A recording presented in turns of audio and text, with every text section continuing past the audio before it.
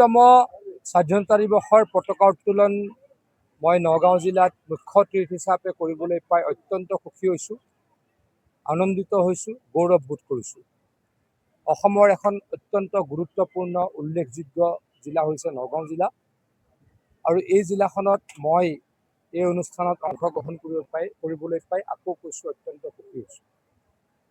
আমি সকলোৱে জানো আমাৰ পূৰ্বপুৰুষসকলে বহু কষ্ট কৰি, জীৱন ত্যাগ কৰি, জীৱন আহুতি দি ব্ৰিটিছক ভাৰতৰ পৰা খেদি আমাৰ দেশলৈকে স্বাধীনতা কঢ়িয়াই লৈ আহিছিল। আজি আমাৰ স্বাধীনতা সংগ্ৰামীসকলক যিসকলে প্ৰাণ আহুতি দিছিল, যিসকলে জেলত যাব লগা হৈছিল, যিসকলে বহু কষ্ট কৰিছিল, তেখেতসকলৰ আত্মাৰ সদ্গতিৰ কাৰণে ভগৱানৰ ওচৰত প্ৰাৰ্থনা জনাইছোঁ, আৰু তেখেতসকলৰ পৰিয়াললৈকে আমি সদায় সমবেদনা জ্ঞাপন কৰোঁ।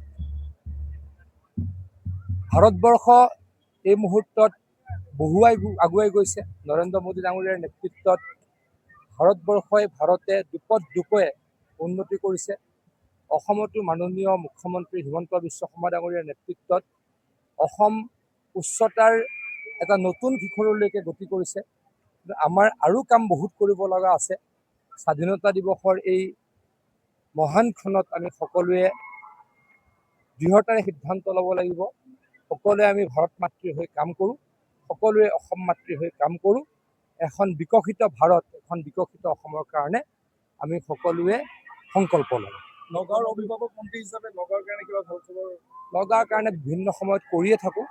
নগাঁওখন নিজৰ ঠাই, গতিকে আজি স্বাধীনতা দিৱসৰ সময়ত এনেকৈ নকওঁ, কিন্তু পৰৱৰ্তী সময়ত মোৰ বেলেগটো নকওঁ। মই জলসিঞ্চন বিভাগৰ মন্ত্ৰী, কৃষি বিভাগৰ মন্ত্ৰী, ব্যাপকভাৱে নগাঁৱৰ খেতি পথাৰত জলসিঞ্চন কৰা হ'ব, কৃষকসকলক সহায়ৰ কাৰণে ব্যাপক ব্যৱস্থা কৰা হ'ব, আৰু চৰকাৰৰ যিমান আঁচনি আছে নগাঁৱে এটাত বেছি পাব, কম নাপায়। অসমৰ জনসাধাৰণ আছে।